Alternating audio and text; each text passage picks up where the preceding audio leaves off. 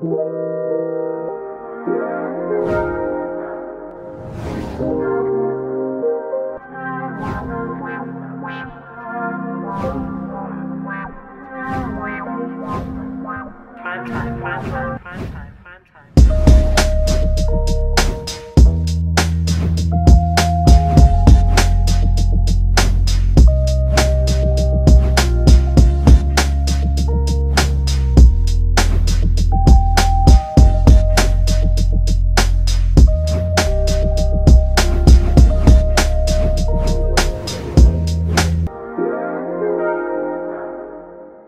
like I say all the time, I came out here with nothing.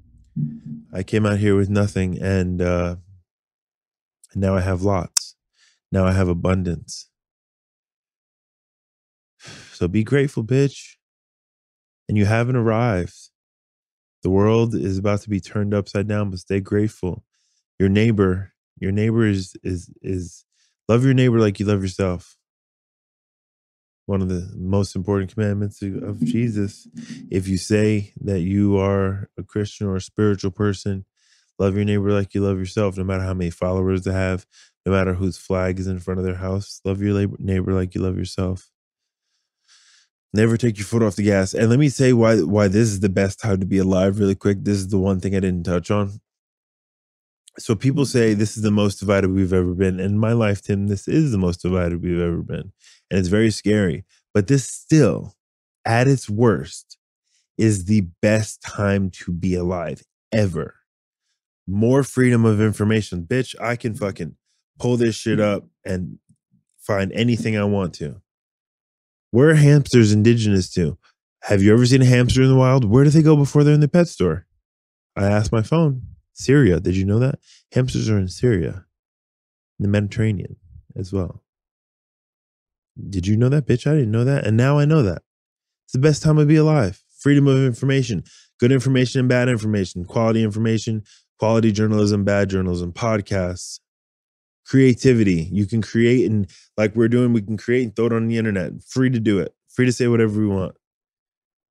It's the best time to be alive. Best time to be alive, especially if you're a black man.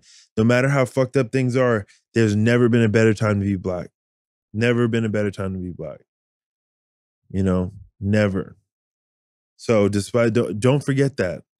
So what are the takeaways today? You haven't arrived, bitch. Think of a life of abundance. This is the best year of my life. The world is about to end, but these are your fucking neighbors. Love your neighbor like you love yourself. And this is the best fucking time to be alive. Be grateful, bitch. We're out of here. Let that bitch breathe. We out. I want to be liked. And I forget what I look like, I guess. I don't know. I don't forget what I look like and what I sound like. But in my mind, I'm a fucking 6-year-old kid who just wants friends. Right? Isn't that sad? 30 years old, still care about this. And I want to keep people happy. I'm very specific about the words I use and the tone I use to speak to people. I'm attempting this period of abstinence. My partner and I are not having sex, no masturbation, no nothing. And it's fucking hard, man. It's hard. The world is such a lustful place. But I'm not a victim to the world, you know. I can completely absolve myself of all temptation, right? Like I can get off Instagram, I can get off Facebook, I can unfollow and but I don't want to. Because I'm a man, right? Because I'm a man. And these are carnal natures. These are natures. But I want discipline. Discipline's very important to me. You know, I've been training every day. Not every day, but training regularly. Squatting, deadlifting. Just training my body again. I want to go back to building my disciplines because I was doing these workshops over the past couple weeks and then bouncing. And then the kids were home. The kids were home for the last 5 days. I haven't been meditating. So I'm out of my disciplines. Discipline equals freedom. We've heard this. That shit, I don't even want to say that shit. I don't even want to say that because it's that overused. But for me, building disciplines is what makes my life more structured. It makes me being able to function within the lines. I have to create. I have to. I have to create. Parameters for myself. I'm so full of drugs, by the way. Shout out. I'm Oh yeah, let's talk about this a little bit. I have a staph infection, and I already take psych meds, so I'm filled with like psychiatric. I'm filled with psychotropic medication, and then I went to the doctor, and they filled me with 2 different types of antibiotics: naproxen, tramadol, and a cream that like strong as. Yo, naproxen is just like ibuprofen, though. I don't even know what it is. They said take all of this, and they gave me like 5 pill bottles, and on top of like all the other shit I take, and then I was telling Jesse all the vitamins I take. I took, you know how many pills I took today? I probably took 30 pills today. Yeah, it's all come full circle. And I haven't eaten. So sober, living on drugs entirely. Yeah. I said it to my friend. I was like, "Am I even sober? Am I even? I don't even think so." Did you shoot heroin today? No, I think and I don't booze or anything, and nor do I want to. But I don't even know what I'm like in real life. I've been on medication my whole life, seeing people throughout the day, and I would come to, and I would roll over, and I would go in this little pouch and pull out my dope and stick it in my arm, and that's how I'd have to get going. If I didn't have dope, then I was sick. Then I was going to be sick for the remaining however long until money appeared or I stole it or robbed it or something. So when I get up on Mondays with this rock hard dick, jump in the shower, put on my fucking fresh Timbos, because it's Tim's all year, black, brown, and gravy. Shout out to Chris Vant. Shout out to Dylan. He knows what that's talking about. Shout out to Bobby. Shout out to I earned these Tims, bro. This is not just a fashion statement. I've stomped hella people out in some Tims. I've earned my Tims. No more stomping people out anymore. You know, we just levitating on bitches now. We're floating, bitch. It's not going to be, I can't depend on politicians to bring the truth, reconciliation, and healing that I need and I believe the Black community needs in order to move forward. I don't think, it's which master is going to free me? Which master is going to free me? You know what would help me is really acknowledging truth and, really having some truth and reconciliation. Really, people saying, damn, this is real. And a lot of people are saying this right now. Damn, this is real. And I didn't truly understand how real it was. And then we move forward in a more proactive way. And when I say proactive, I mean being anti-racist. Like I was at a family thing and this dude was talking about Mexicans. It's like, yo, that's racist, bro. And I wasn't hostile about it because you have to learn how to navigate these situations. But yeah, no politician's gonna save me unless I have a great deal of political influence. But political influence takes, building an economy. Building an economy takes Black people, I'll use myself. It takes me taking my business seriously and communicating and building coalition with other Black entrepreneurs. Dug into their position, and there's no changing that. But I think so. If everyone else is gonna feel that same way, like, no, I'm dug in on this side, and this is just how it is. Well, that's it's their shadow representation. It's so obvious of like a projection. It's so, and that is like, you're speaking a coded language to people when you say that. You're like, you know what I mean? Like, I see. It's dog whistle politics. It's he's saying something. He and this person is saying and representing something that you would never say and do. That a way of thinking that you publicly would never say, and you're willing. You're like, fuck yeah, this motherfucker's fucking talking. You know what I mean? Like, you feel that shit. Like, the way he's like, I don't give a fuck you. That's a nasty, like, the way he talks to people and what he represents is the way I think some people feel so deep down. Not only that deep down, like, in their throat, they feel like that. And it's like, this motherfucker's saying it. And I think that's where people are married. They feel like it's them, an extension of them. It's so, but if you mention that to somebody, people can't even perceive what you're saying to them because that's what, for me, what I dislike about this whole last 4 years. It's against my value system. It's politically people are moving in ways that doing things that my dumb ass, I'm a fucking idiot. They're doing things that I would never do. Like saying like with the Asian woman who asked the question. He said, "Go ask China." I would never. Who gives a fuck? I would never say that. You know what I mean? Like I just know not to say that. And whether it was racist, the intention, I just wouldn't. That's just the opposite of what I would do. I would be like pragmatic and like navigate it. And that's just not how. So it's like I can't fuck with him off that. It's like you just do it. But some people are like, yeah, ask that bitch. Is fucking trying to do it? Like, they're like, word, ask her. Oh, Jesse talks about we need revolution. Yeah, but my kids are gonna die, and I'm gonna have to like kill my neighbor. I don't wanna do that. I like podcasting, bro. I want to sip my hot tea, bitch. I don't want to fucking fight my neighbor, right? Peace, man. I don't want to fight my neighbor. I wear glasses, like I say. If he takes my glasses, he took my family. Hispanic people.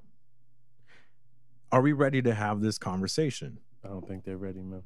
Because Latino people don't get a fucking pass. You don't get a pass. Because Latino people have been historically racist towards other people of color, other cultures, towards black people.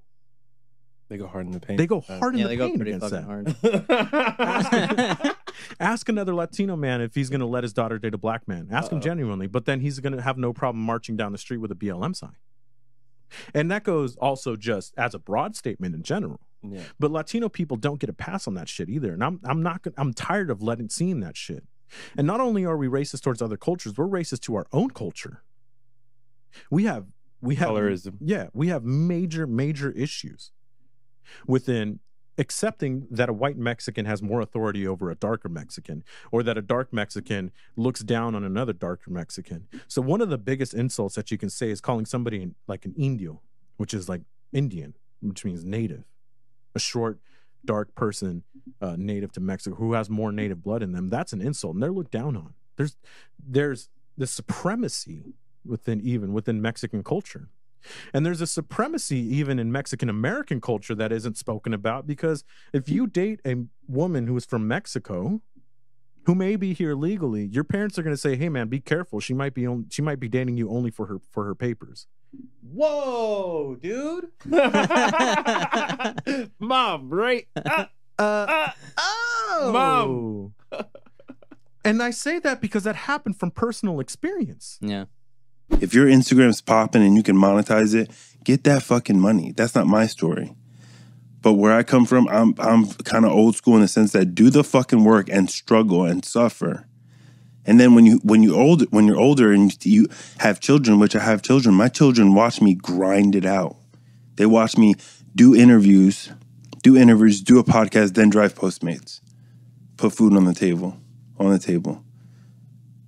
Rick Ross says, I shovel shit, I CO, till we could bow our head and pray over the goddamn meatloaf. Bars, that's fire. And the fuck still, and focus on getting well. You know, but it doesn't matter what the fuck you're thinking, because my brain lies to me. My brain lies to me every day. My brain lies to me. I go to places and my brain says, everybody hates me. Right? So my brain says, everybody's talking about you. Nobody wants you around. That's what my brain tells me. My brain tells me that why you're doing this podcast is stupid. My brain tells me that, but it doesn't matter what the fuck I'm thinking. It matters what I'm doing. You show up in this bitch and you go off. Let that bitch breathe. Rah, rah, rah. That shit is bars, bro. That shit is bars. Say generally about myself and about like culture, whatever the fuck I want, like 89%.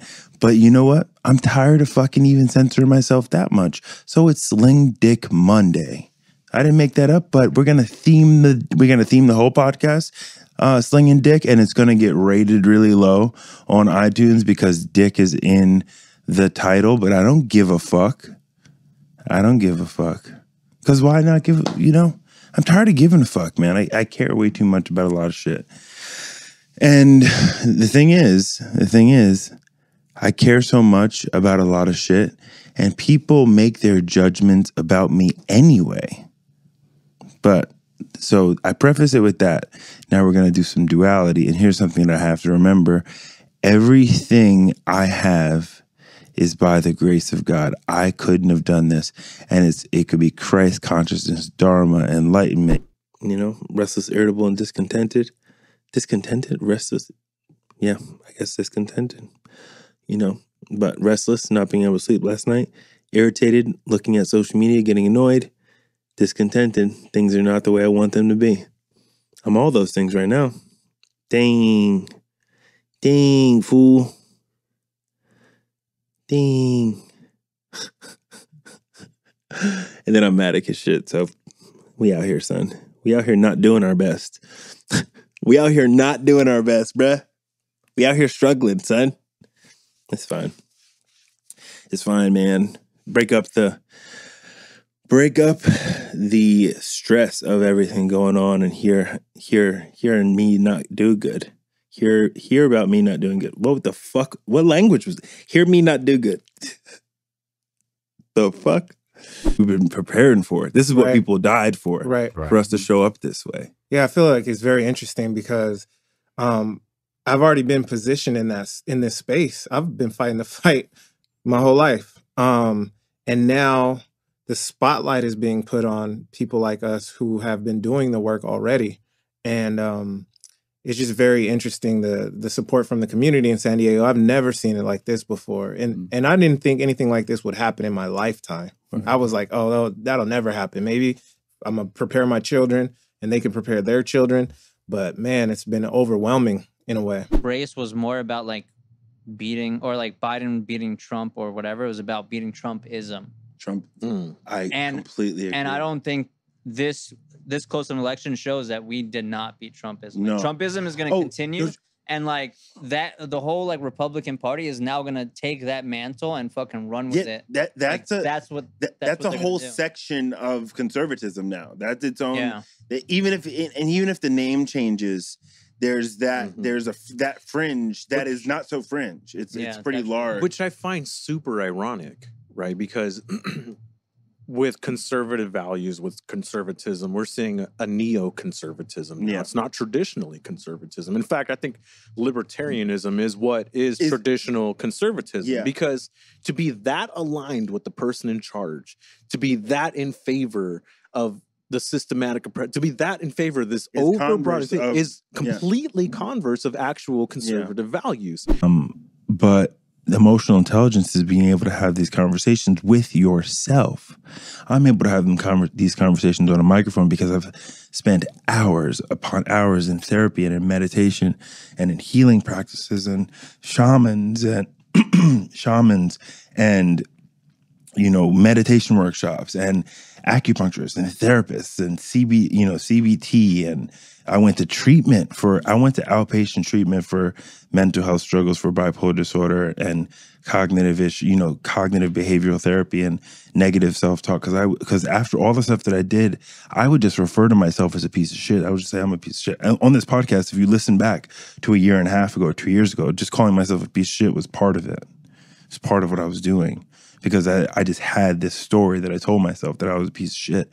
And I believe that. And I'm only able to have these conversations on the microphone right now because I've had these conversations in my everyday life thousands of times for thousands of hours. And I did work on this stuff. So when we talk about healing, and this is why I get so annoyed when the idea of healing is such a fucking, jerked off word. It's such a bastardized word. The reason I get so annoyed with that is because I did work.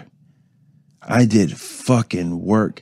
And it was uncomfortable and it was unearthing and and I tried every modality possible. Benny acknowledged that. Anything humanly possible that was available, I tried it. I was willing to try ketamine treatments, willing to try MDMR. Was that MDMR? I might have fucked that acronym up. I was, just willing to do anything. I was willing to put myself into treatment, I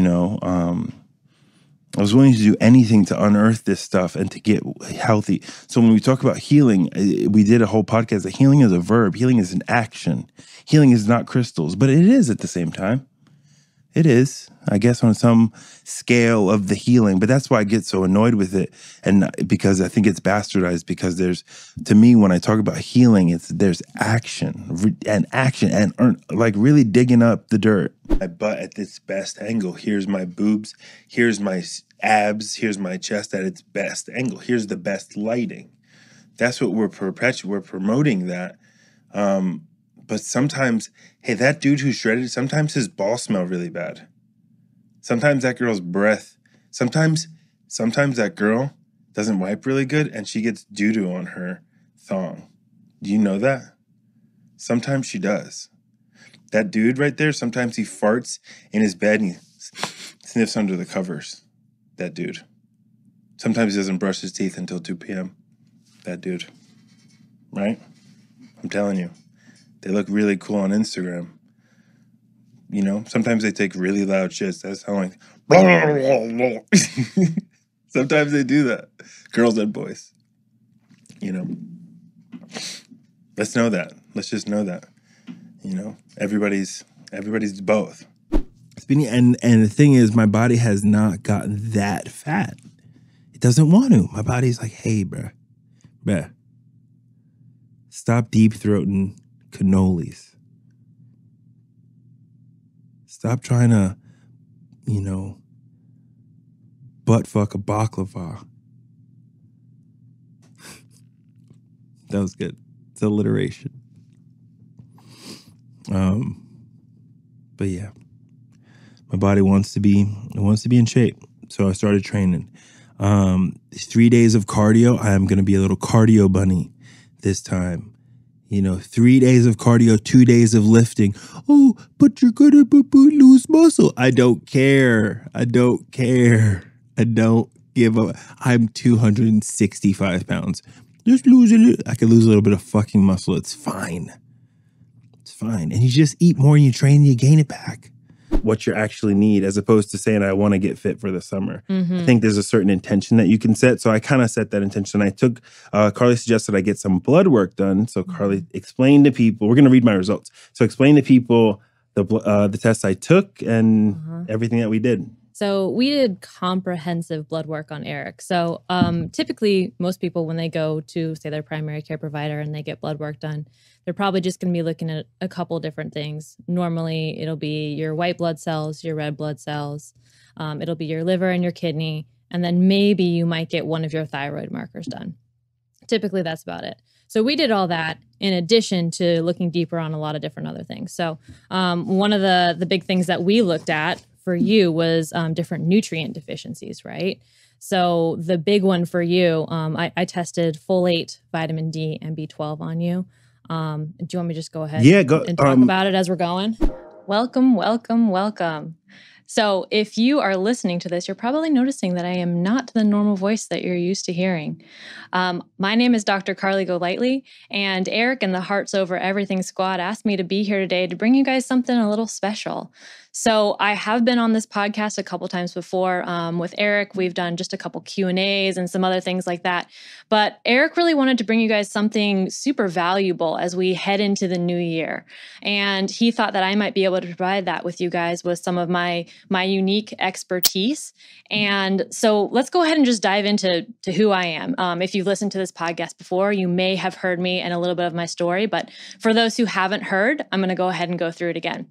So, like I said, my name is Dr. Carly Golightly. I am a naturopathic doctor, and I practice here in San Diego. I was also raised in San Diego, so I'm a hometown girl.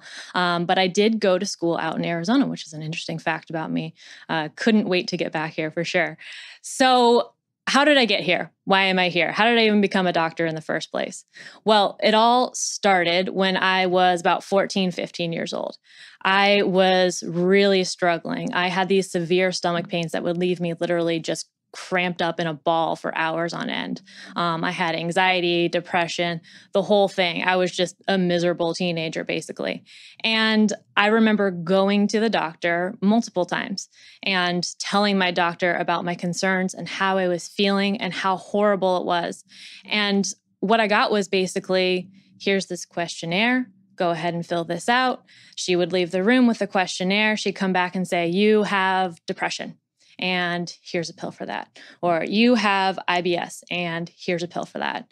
And I remember early on in this whole experience, I did take some of those pills. And I just like, the one that really stuck in my mind was taking an SSRI, an antidepressant. And for me, I hated the way that it made me felt.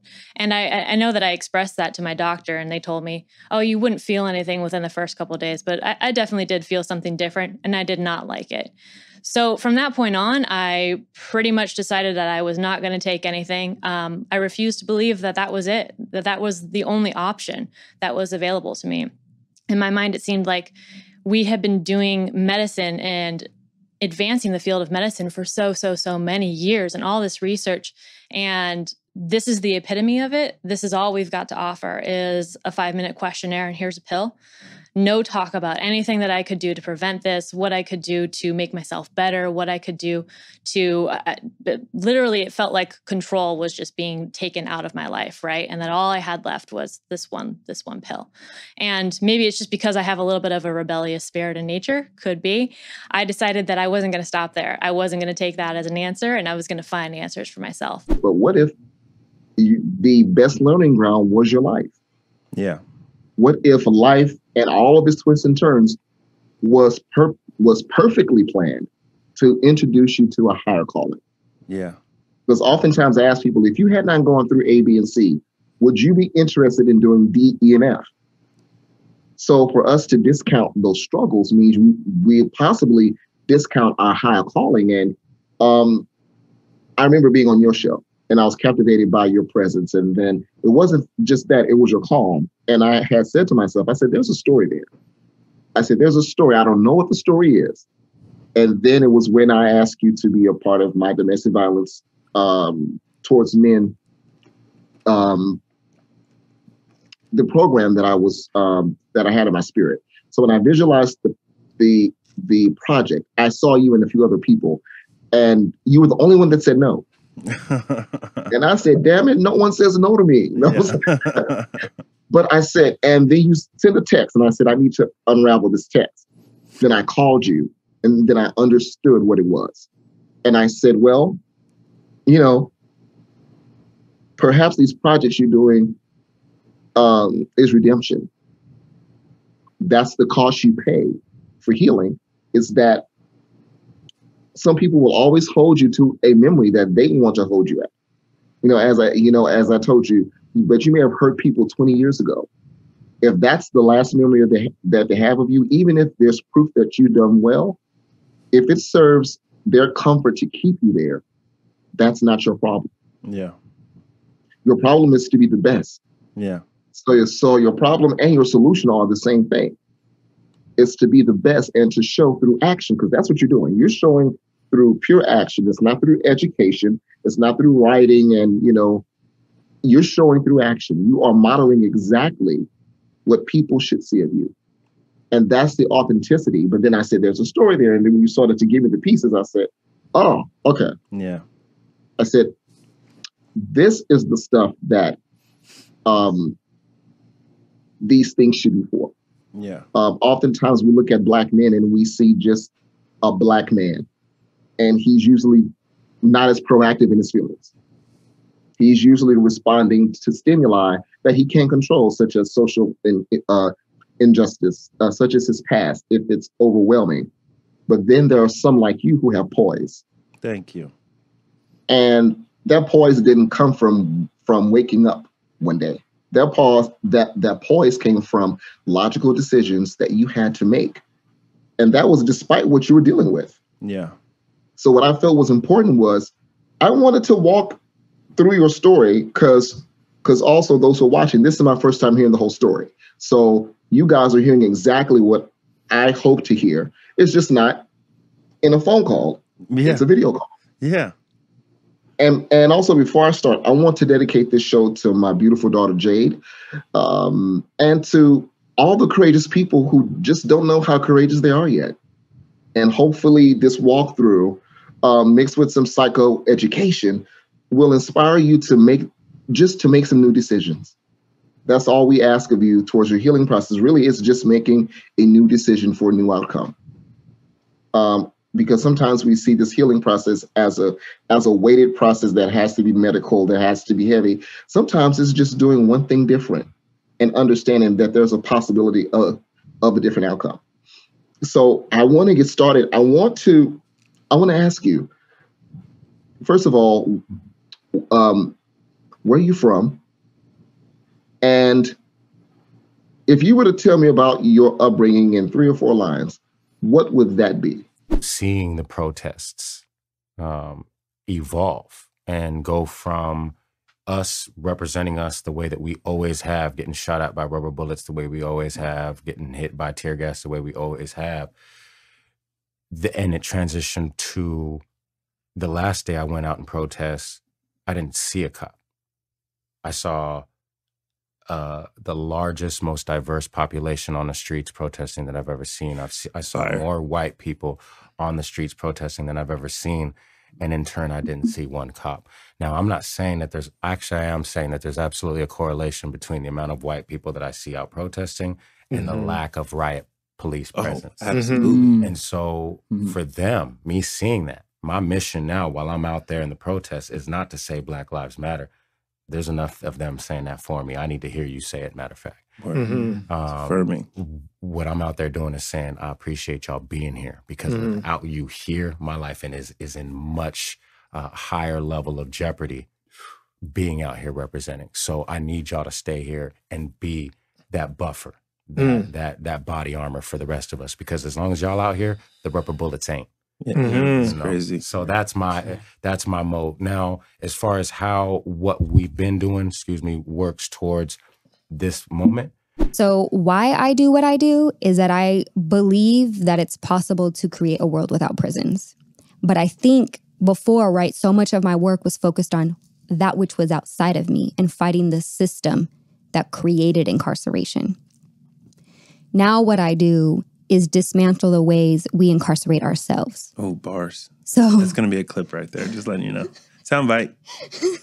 You got that. But like, no, for reals. It is why I do what I do is like, when I learned that, and not even learned, when I fucking experienced, because there's something different about knowing and doing, right? When I experienced for myself and the people that I work with, that you can stop yourself before hurting someone. Yeah. Yeah. I mean, it's so liberating. Yeah. It's true freedom. Working out as well as just sitting at a freaking computer. You're all hunched over on this podcast. Yeah. You need to recover from this position. I love to hunch over in here. I want to, if I could lay down. If I could like lay down and do the podcast, I would. Could get awkward. You just looked all cute at me right there. And then you have all the mental stresses, whether it be a relationship, the work stress, all those things, all those compile. So even though we're working out, you have to recover from all that to allow your body to rebuild. That's the purpose of, exercise is you're actually trying to break down the body. You're stressing it, but it's not going to do much if you don't allow it to recover, whether it be through sleep, making sure the hydration, the simple things. But sleep's one of the biggest one, and actually getting a good night's sleep. Most people just crash, which isn't high quality sleep. That's your body just shutting down, but that's not actually you fully recovering, which is a lot of what us do. That's what I did last night. I'm a little fatigued today. Yeah. You just go, and then just die, and then wake up and restart it, and you're not actually helping your body rebuild. Yeah, what made me leave the corporate was just when I started meditating in Jordan. I told you when I started with reading the books and then following the practice with the Buddhist monks. Every day I just fell in love with this practice. And the beautiful thing that the Buddhist monks used to show me, that they were saying that you don't need to read books. You don't need to have expectations about a lot of things. You just need to quiet the mind and see the truth inside of your heart. And then everything will be revealed. And with every time I just used to practice meditation, I feel I'm more addicted to it. It's this is exactly what I want. Because I've never imagined that when I close my eyes and meditate, I can see visuals, I can see beautiful connection. I can feel, sometimes tears just fall by themselves. Because, you feel like you're so into your heart. Yeah. But there's nowhere it's gonna be, you're gonna find peace like that. Yeah. Yeah. Yeah, that's my experience as well. I've done workshops where I've meditated for hours, and the visuals you see and we call it conscious contact. This I am in in the heart space, and you know, you can reach a psychedelic space in your own mind. Yes, And it's once you're able to unlock that, it's just like magic. It's like, and it's addicting. It is addicting. This is exactly what I learned from the Buddhist monks and the yoga teachers in India. They say like when substances, they're good, but you know, we also like, we don't need to have the attachment for these things. We can do these practices and we can find the truth without anything. Just exactly like Buddha, Shiva, Krishna, with doing meditation and going into solitude in caves, and then they seek the truth, and then the truth will reveal itself. Yeah. Definitely. After they reach that peak state where there's the connection of God's consciousness, Christ's consciousness, samadhi, enlightenment, whatever you want to call it, it will be the purest love you will ever experience in your life. Like, I used to think that my mother and my father used to be like the most people whom they loved me in my life. There's no one like that. No one like God. But during my first experience with the toad, I felt that this is something else. This is the purest love I've ever experienced in my life. Even when you say the purest of love, let's say this is less than 1%, or even less than, you know, even saying 1% is wrong, because you make it like there's a level for it. That's pure love. This is infinite love. Wow. And when you experience that and you go to this connection and you feel this connection and it fills your heart with love, and you come back here, you feel like you're being reborn. Yeah. Because, you know, this is exactly where we came from. This is our true nature. We were all born enlightened. Like, you can see a baby, like I'm at the age of 2 or 3. Joy. Joy and happiness play. They can play on a carpet, an empty carpet or an empty wall, because they're enlightened, they're pure. Integrity, probably have cheated on their wives as well. So all that motivational, you got your shit together stuff, but then you cheated on your wife. Like, everybody's a hypocrite. And I think it's crazy to not realize that, to not like acknowledge that you are a fucking hypocrite. And that's okay. That's not like, fuck you, you're a hypocrite. That's like, admit that you're a hypocrite, because we all are. We're all living, we're all doing both. We're all doing both, winning and losing, loving and hating. You know, we're all doing it. That was me letting that bitch breathe. That's something I learned on this podcast. You don't always have to fill up air with words, and just let that bitch breathe. Jay-Z. I used them recreationally in the past with like friends and stuff, but a few years ago I went to Peru for a retreat to do Wachuma or San Pedro, whatever you want to call it. And that was the first time I really experienced medicine in a sacred space. And it was really powerful. And there was a wonderful medicine man holding space for us. And so that just kind of made me come back and reflect on like you were saying, healing's for everyone, right? Not everyone can afford to go to Peru and do this medicine that they've never even heard of to know that they should be saving money for this trip, right? Yeah. Most people, if not everyone in the United States, have heard of psilocybin mushrooms, and like it makes it a little bit more accessible to use a medicine like that. So why can't we be creating sacred space with a medicine that grows in our own country and that people are more familiar with? So from a space holding or spiritual perspective, I do sort of like these in-home retreats with people where we try to do some type of psychedelic healing. I do breath work with people. So for anyone who Which can be psychedelic. Correct. So for anyone who doesn't want to do psilocybin, we can do breath work to sort of get you in a similar mindset, which is obviously maybe something that people are more comfortable with. I'm not like providing mushrooms or psilocybin to anyone, but people are doing them anyway. And so something that I feel really strongly about is if people are going to do this medicine on their own anyway, isn't it safer if I teach someone the importance of intention setting and creating a safe space for yourself and having a sitter so that if you do get into a headspace that you can't get out of whatever that negative thought loop is, I can be there supporting you to pull you out and ask you the right questions so that you can better process these emotions and optimize that experience and the healing that the medicine has to offer. So that's sort of like how the process works, right? Like I'm going to do a retreat for you and use something like breath work or sound healing, or because I'm a physical therapist, do body work or energy healing throughout the process. And if you have chosen to purchase this product by yourself and are going to be doing them there anyway, then me being there while you are doing them is just safer. Every time I shot a scene, I would Viagra, porn, 3-4 minute takes, if that, 2-3 minute takes. Yeah. Take the condom off, go fucking get worked back up, go back at it for a couple minutes, go soft, go back. You know, it was like, it takes fucking forever.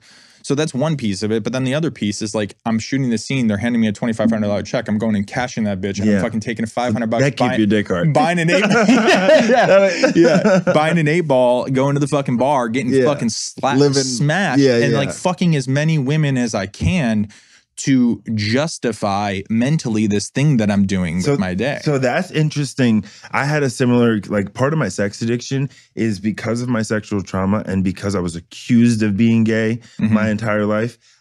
I fucked so many people. Almost, do you feel like you fucking so many people was to prove to yourself that you weren't gay? Do you think? I think I was trying to like identify.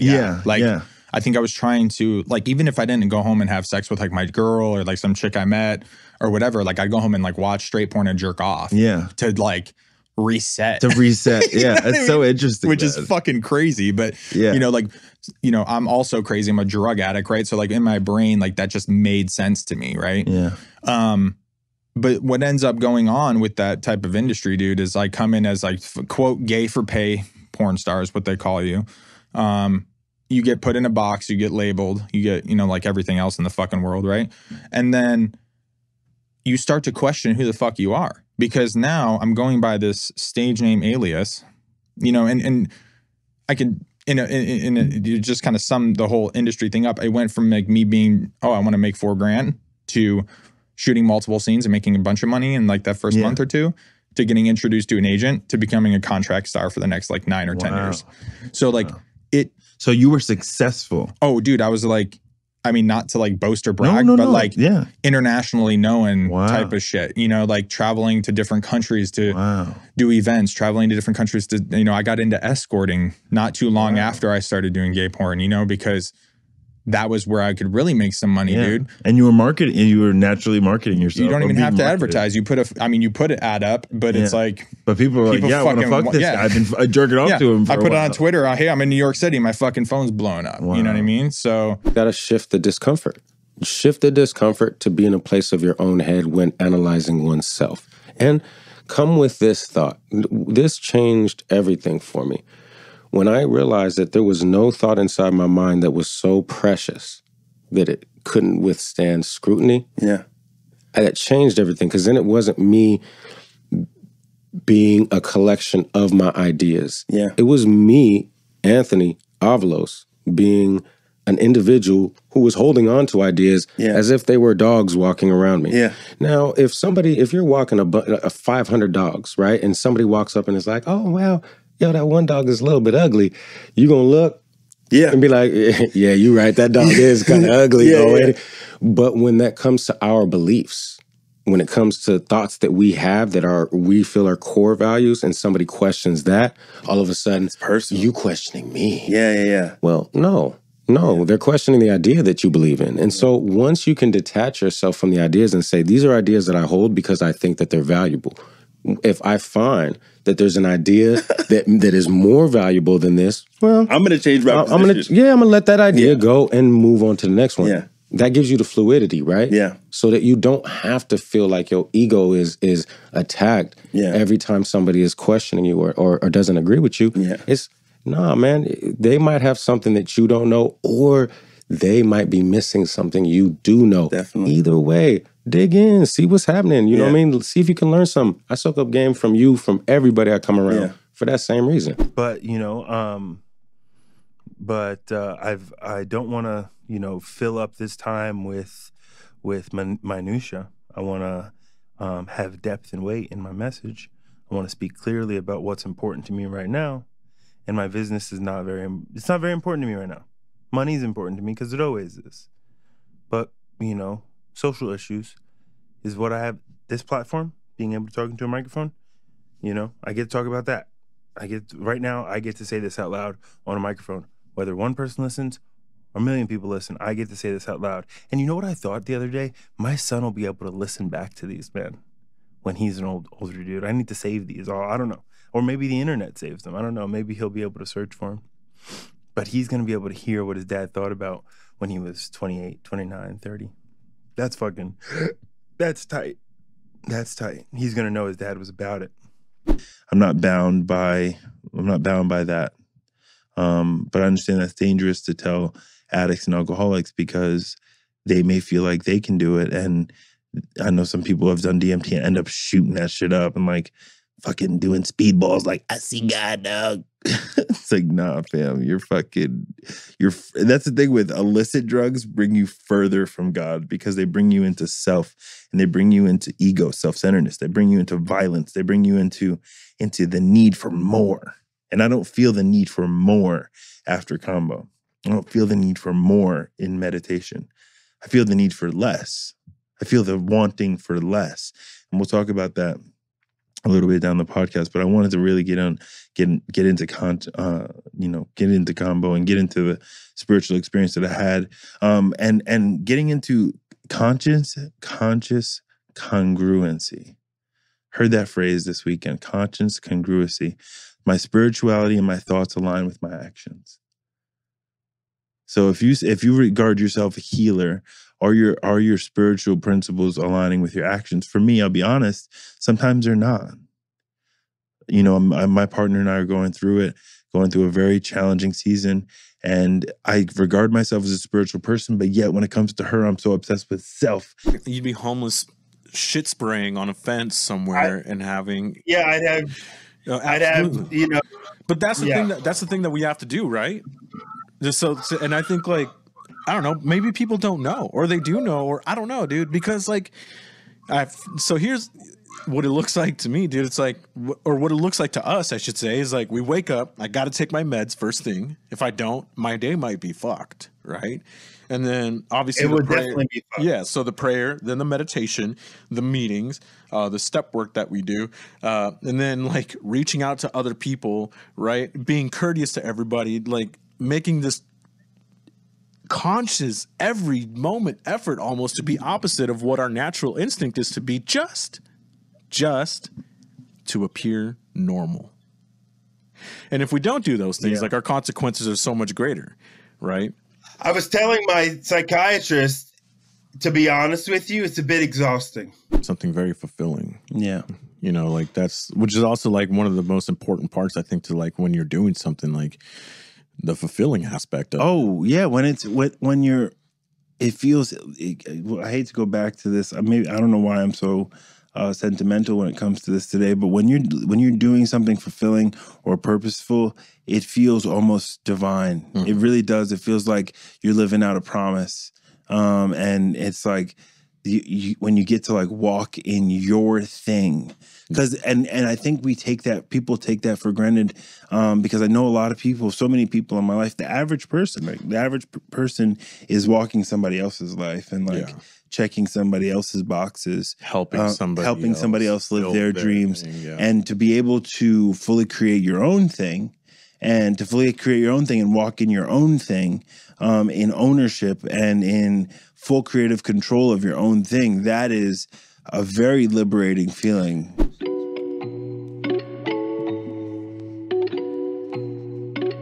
Yeah. Black.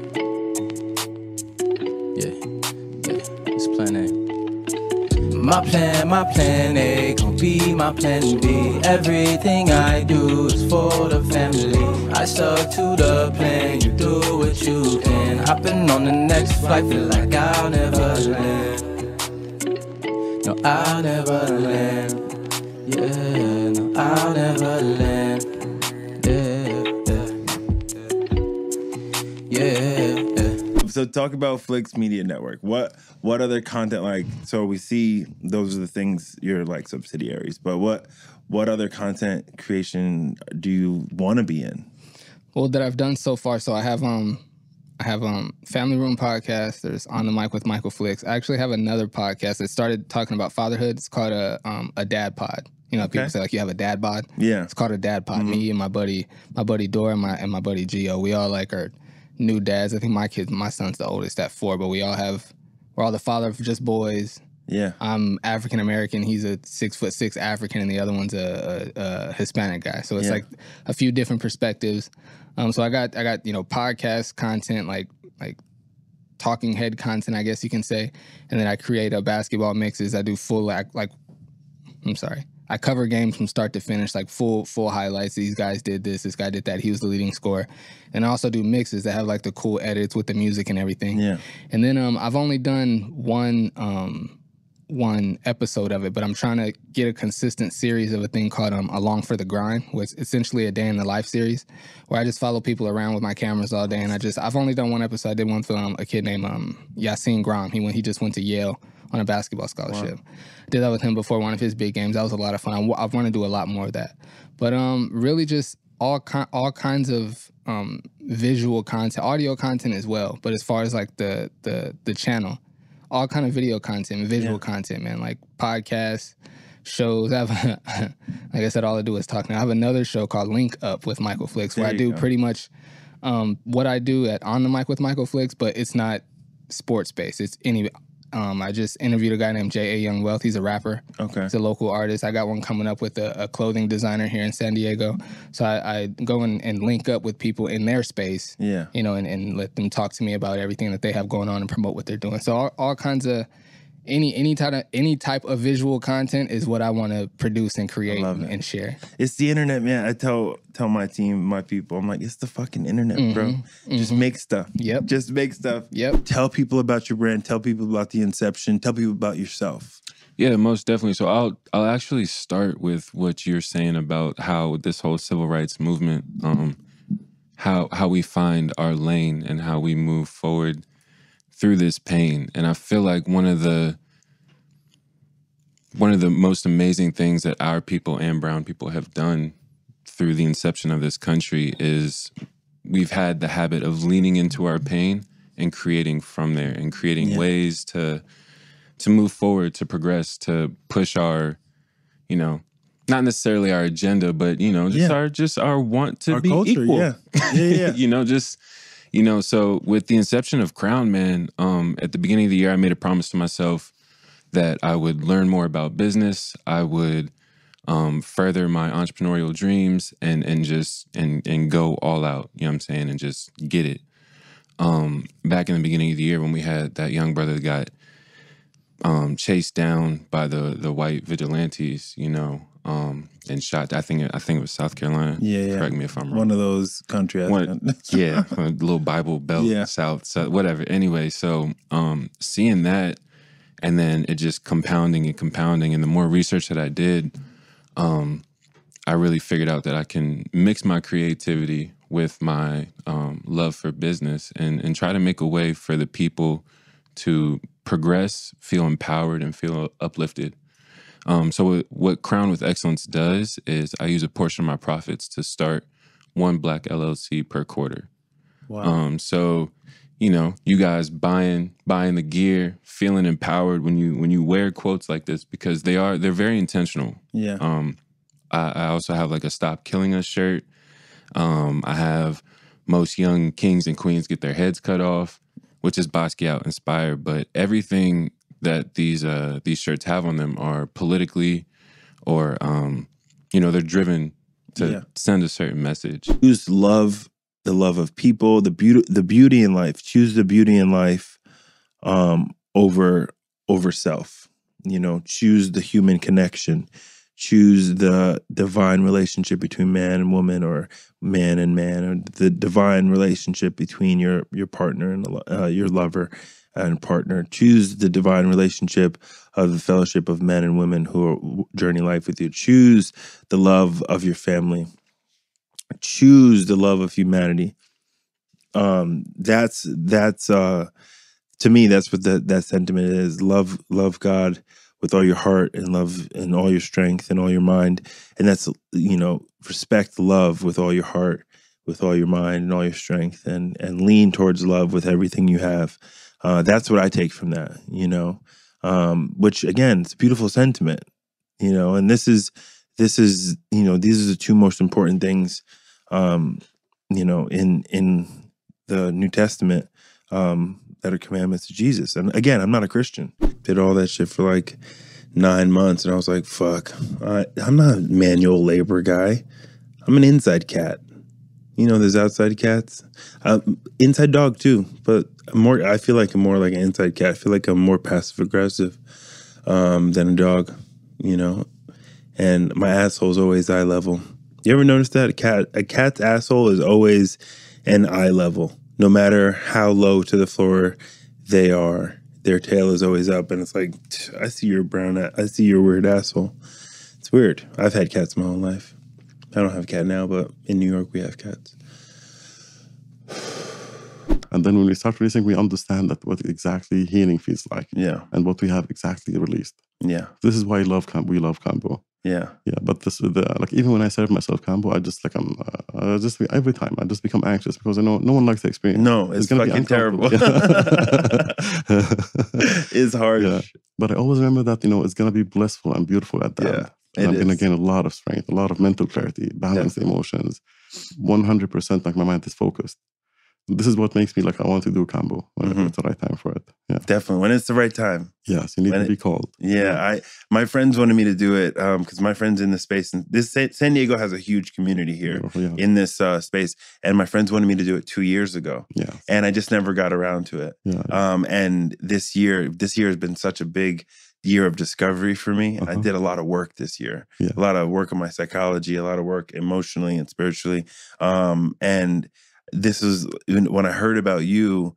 I was like, okay, this is it. It's time. And I reached out to you the same day or the next day, and we were scheduled for a week later. Yes. And it was the right time. I was called to do it, and I had other commitments the day before, so it was like, it was just a lot of healing all in. And Cambo started Sunday, and it set the tone for the whole day, and I felt grounded and clear the whole day.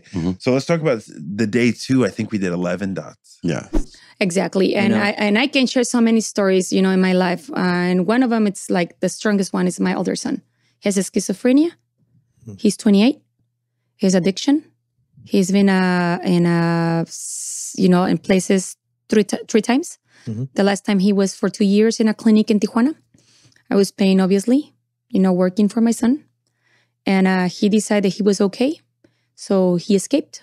And he's on the streets right now. I don't know where he's at. And that doesn't stop me. That doesn't make me feel, ay, pobrecita, poor me. Oh, my son, like it's my fault. It's not my fault. It's not. You take your decisions. You make your decisions. You got to take actions. Like whatever it comes, what can I do? You tell me. Already, I was... Honestly, when I was here, I was crying with my daughter. And we were talking about Marco as well, my son. And I felt terrible. And I feel terrible. I'm not going to say no. But he needs to take responsibility. That's a big word of what he's done. So we don't want to hold anything back here, because people, if they just hear that like it was good and you were living it up, then what's the story? True. Yeah. Then what the fuck is the story, right? Like, tell the story. Yeah. There's no reason to be embarrassed about it, because look where you are now. And we're going to hear about everything you do now, what you were telling me outside, the work you do with kids, and like, There's all this beautiful stuff at the end. Yeah. But talk about the mess, because people don't find hope in just the fucking good part. Yeah. We're here. So I wanted to record something quickly before the podcast. We're going to refer to this letter in a little bit, but a friend of mine who I grew up with, my friends are cops and robbers in real life. But this is a friend of mine, one of my best friends growing up, who's an African-American man, who's a police officer. I won't say what state he's in to protect his anonymity. But I've been asking him, for his opinion. I've seek counsel, I've said that. And I wanted to ask a lot of different people their opinion, but his opinion during this time and how he was feeling during this time was really important to me. So he wrote me a letter, and I'm going to take the time to read this letter, and we'll talk about it in the remaining pieces of the podcast. So here we go.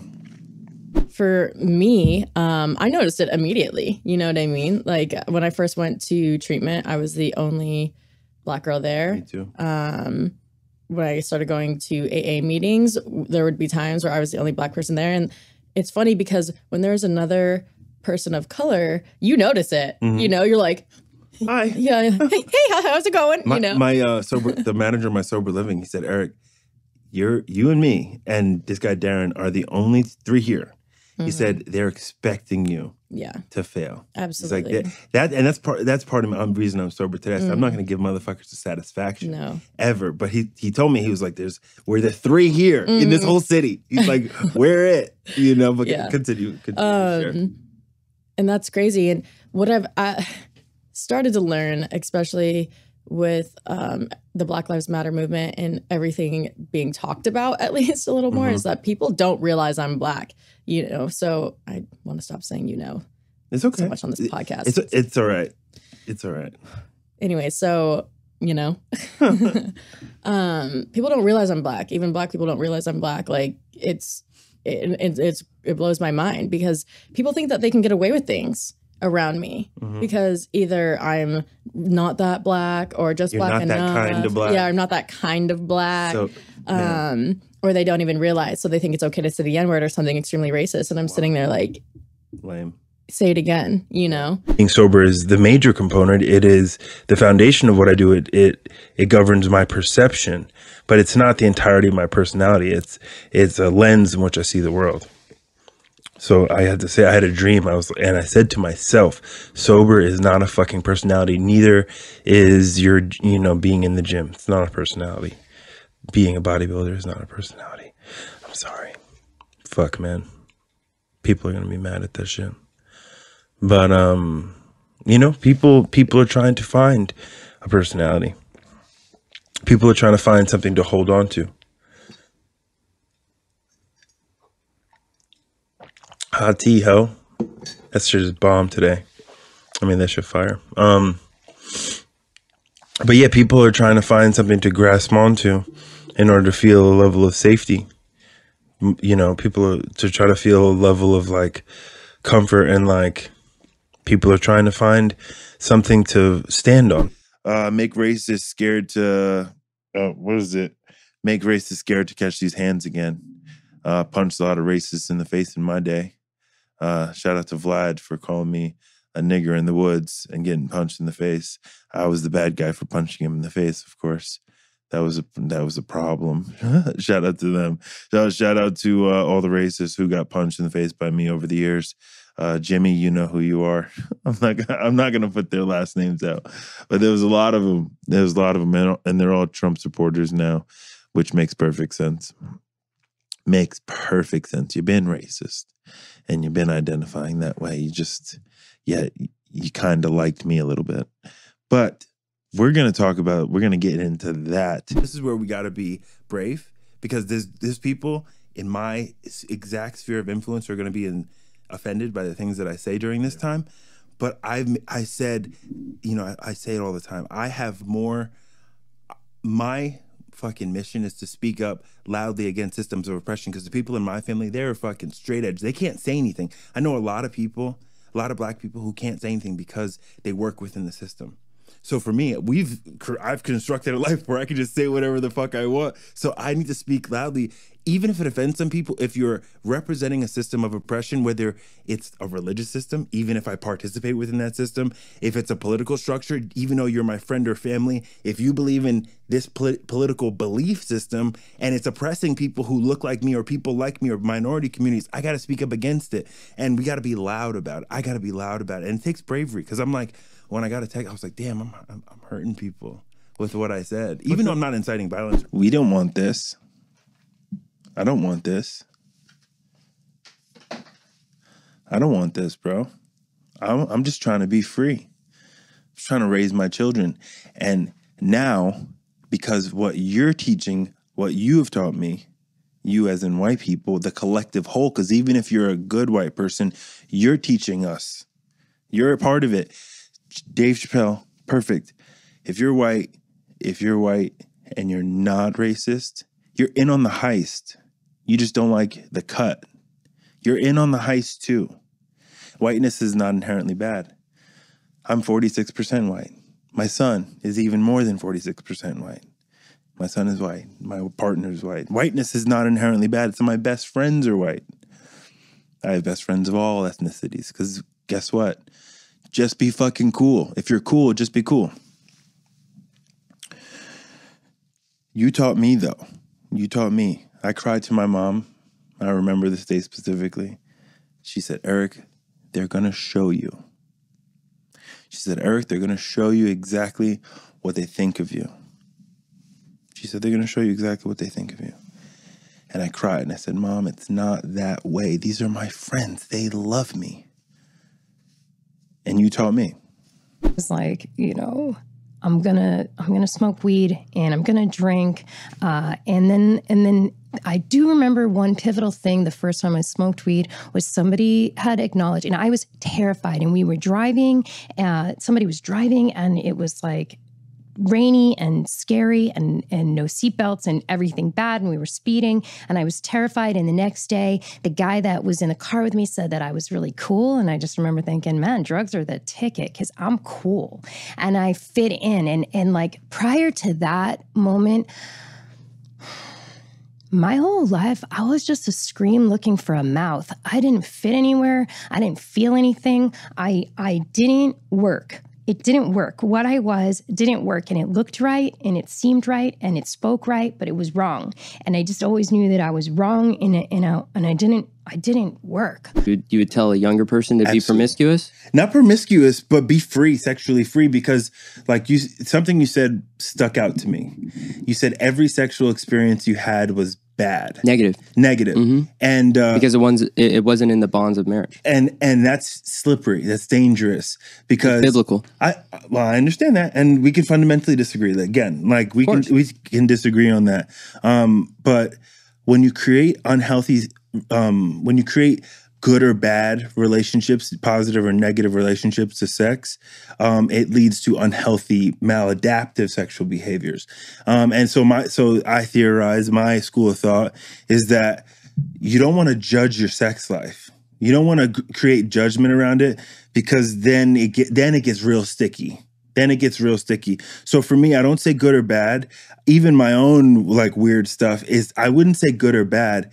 It's just what am I cool with? What's healthy to me at this point? What's healthy to somebody else? You ever jerk off on an airplane? I don't know. I don't think so. That feels like a sex crime to me. I feel like jerking off anywhere. Is that the mile? Do you get part of the Mild Hot Club when you do that? No, you don't. It doesn't count. But like, I listen to podcasts and people talking about like jerking off places, which I think every guy has. I've jerked off like places. Yeah. Like not at my own house. Not at my. Yeah. I've definitely jerked off not at my own house.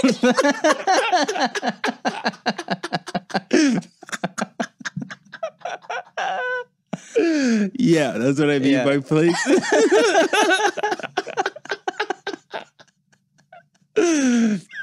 I feel like every guy has done that, but it feels like a sex crime to me, because it is a sex crime if you really think about it. Yeah, if you get caught and stuff. If you get,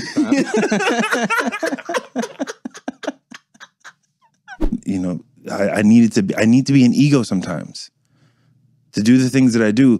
To do this, if one person was watching. If only one person, like some of our videos get essentially no views. To make videos and get no views, you have to have some sense of delusional ego. You have to. You have to be like, one day people are going to watch. I'm doing something valuable. You have to have some level of, and then when does that ego tiptoe itself into negative ego, into self-righteousness? It's very easy to do that, especially when money's involved, especially when women are involved, lust is involved. It's very easy to do that. So that's what Sling Dick Mondays was about, because I had a chip on my shoulder like, fuck it, man. I got to believe in myself. Believe in yourself. You can fucking do it too. Believe in yourself, even if no one's watching. That was kind of the moral of Sling Dick Mondays. And I want to be able to say Sling Dick. That's funny. But last week was Sling Dick Monday, so I don't think we should really worry about being explicit, should we?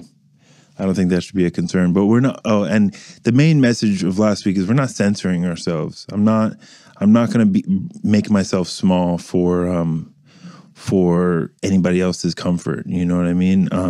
But that doesn't mean I'm not going to be unifying. I want to be unifying. I want to have a message of connectedness. I don't want to isolate myself, sucking up air in a room, because you can do that and nothing's worse than that person. I've been that person. Ask any of my friends from home. I was one of those people you didn't want to bring around because Eric's going to it's going to be the Eric show. It's going to be Eric, just sticking his dick into the situation and usually making things worse. And I don't want to be that person. I want to have an influence on the room, a positive influence on the room. I know some people in my life who their energy, when their energy enters the room, it influences the room, and he doesn't have to say very much. And that's what I strive towards. I strive towards bringing a positive influence into a room, and without having to suck the air out of that room. But I'm not going to shrink myself anymore. I play small sometimes, because I try to be humble, and I try to be modest. Because it can be threatening to be so self-confident, but and to be sure of yourself, that could be, but but then fuck it, don't play small, dude. It's like, how do you mitigate? And that's what last week's podcast was about, was mitigating that. It was navigating that, how to be big, because you have to be confident in who you are, but how do you stay humble, and understand it's all by the grace of God. Yahweh, Vishnu, Krishna, Elohim, Muhammad, whatever the fuck your God is. Bodybuilder anymore. I'm not a bodybuilder anymore.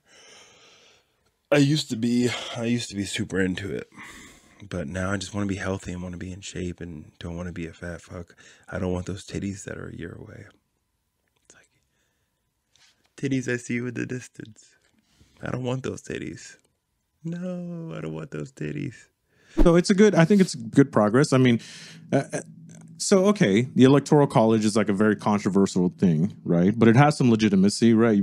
New York and California and like Texas or whatever would determine the outcome of. Hey, if you're in the middle of the country, move. You're out. No one cares. You're out. No one cares. We'll do fine without you. Sick cornfield, dude. Yeah. But no. You're out of here. Black SD Magazine, I found that because, a lot of times we talk in the community that there is no collectiveness, there is no this, there is no that. And I believe that those conversations are necessary, but we have to find real solutions, and real solutions that we are going to put into application, that we are going to start and see through and continue, And so for me, it was more so about this small business community that really needed help. I've consulted, I've been in charge of different campaigns, worked on with business improvement districts, worked with clients with 6-figure incomes a month, generating revenue from things like that. And I've seen all the pain points and painstakes that they went through. So, but also I didn't see any African-American ones, And then that's also the issue. There's a lot of African-American entrepreneurs and entrepreneurs, but not really business owners. Because if you're a business owner, you're doing this for 24/7 days a week.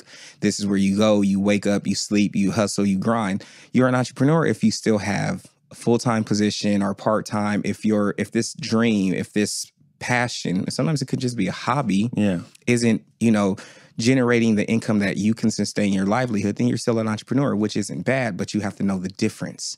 Knowing the difference is going to help you understand how to think about it differently. If you're a small business owner, you have staff, so your earnings after taxes are totally different than an entrepreneur who is earning enough just to go, yay, keeping myself up, keep my head above water. So that's what I created this platform for, not only to connect, but to tell the new narrative, that sometimes when people think of Black businesses, they always, we go straight to food. And then we don't go to like vegan. We don't go to healthy options. We go straight to fried. And don't get me wrong, there's a time and place for that. But that's not the narrative that I like to push, because there's such a wide range. We're such a spectrum, even within the Black entrepreneur and small business and creatives community in San Diego and at large. So I wanted something that showed that new narrative, and something that really connected to those who wanted to be connected of it. Black SD Magazine is for it's where Black entrepreneurship, creativity, and cultural lifestyle is celebrated in SD. So you don't have to just be Black to enjoy what we produce. Yeah. You can enjoy it and just love the culture, love the celebration. Yeah. You know, it's inviting. That's what I wanted to do. I want to invite you into the culture, and enjoy it and see the different things and go support those different businesses. You know, I want to think outside of our own race so other people can see the beauty and the narrative of it that sometimes the media doesn't positively portray. Think about it. Think about this. If you grow up in a community where there's gang violence, there is lack of education, so there's hostility because people are not thinking critically, and then there's a intense police presence, and there's maybe single parent households. Would you be anxious? Would you be anxious? And anxiety see, here's what people don't know about anxiety. Anxiety is more than me biting my nails. Anxiety is more than panic attacks. Anxiety is heightened awareness, hypervigilance, and anxiety is also irritability and anger. Sometimes when I'm anxious, I have less patience for my children. So Black anxiety, do you think that living under those circumstances for generations, because it's proven that trauma changes our cellular makeup? Are we ready to have this fucking conversation? Are we ready to do this? Because it's a serious conversation, man. And culturally, we have to heal. We talked about that on the podcast today. That's going to come out tomorrow. I don't even know what I'm going to name it. I think I might name it Black Conversations. But